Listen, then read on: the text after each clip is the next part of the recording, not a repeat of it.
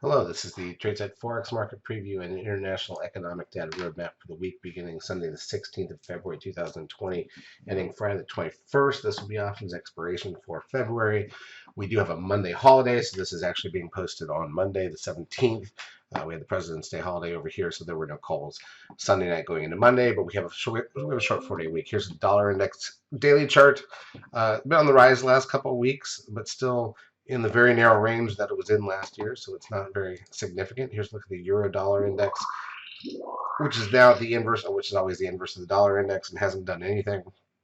It's actually at new lows, even though the dollar index isn't at highs, but it basically is the inverse of that. Here's the pound dollar. This thing's been really flat for months now. I mean, months, months, months. The fact that we've made money on this is kind of amazing because if you take out that 2-day spike, you just really look at everything under the pink risk line that you see there. This thing's been in like a 450 pip range for 6 months, and that's not great for the pound dollar. Aussie dollar near the lows. Euro yen, a bear flag forming there. Pound yen also dead flat, just like the pound dollar. Pound Swiss flat as well. Horrible for months. The New Zealand dollar has been down, obviously. All right, so intra-week last week. Let's just go look at this. This is from the prior Friday. You can see that high to low for the week on the euro dollar was about 130 pips or so, and Monday was a down day. Tuesday was dead flat.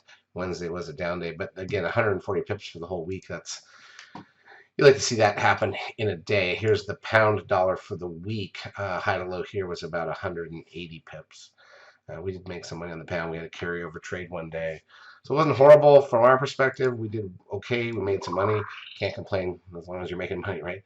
But other than that, it's really just been fairly uneventful. Let's look at the economic data coming out. So Sunday, we already had bank lending and current account out of Japan, CPI, PPI out of China, economy watcher sentiment out of Japan, unemployment rate out of Switzerland, along with their CPI, Italian industrial production out of Europe, Sentex investor confidence out of Europe, housing starts out of Canada, building permits out of Canada. Got some Fed members speaking. Japan goes into holiday going into Tuesday. BRC retail sales monitor out of the UK, NAB business confidence out of Australia. UK's got their GDP, manufacturing production, construction output, goods trade balance, index of services, industrial production, preliminary business investment. US has NFIB small business index tomorrow morning. Now it used to be 6 a.m. Eastern. Now it's 5:56 a.m. Eastern time. What does that mean? 4 minutes before the top of the hour.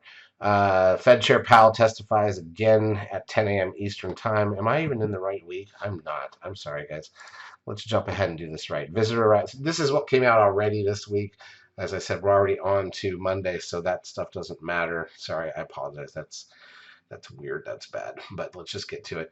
Unemployment rate out of the UK going into Tuesday, tomorrow morning. German zoo economic sentiment and European zoo economic sentiment. Manufacturing sales out of Canada, Empire State Manufacturing Index out of the US, GDT Price Index, CB Leading Index out of Australia, TIC Long-Term Purchases out of the US, MI Leading Index out of Australia, Core Machinery Orders and Trade Balance out of Japan, Wage Price Index out of Australia, Europe's current account Wednesday, new loans and M2 money supply out of China, CPI, PPI, HPI, and RPI out of the UK, 4:30 a.m. Eastern Time on Wednesday. Then the German 30-year bond auction, and then Canada's CPI number, and then our PPI number. Housing starts here in the U.S. along with building permits. A lot of Fed members speaking. PPI out of New Zealand that night. Australia's unemployment rate. Swiss trade balance and German PPI. French final CPI. Retail sales out of the UK. Spanish 10-year bond auction. CBI industrial order expectations out of the UK. ADP non-farm employment change out of Canada. U.S. Philly Fed Manufacturing Index, weekly initial and continuing jobless claims numbers here in the U.S. Consumer confidence out of Europe, CB leading index here in the U.S. Natty gas here in the U.S. Crude oil inventory is a day late at 11 a.m. on Thursday because of the holiday Monday.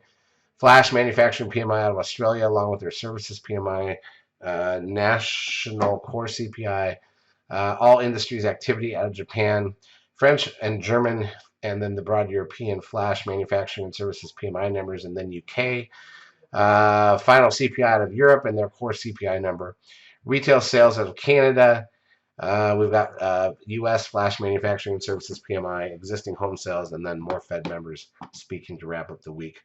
So that's it for Forex charts as usual. Brought to you by eSignal. If you've not yet taken a trial of our services, feel free to do so. We will help you out for a couple weeks. Have a great trading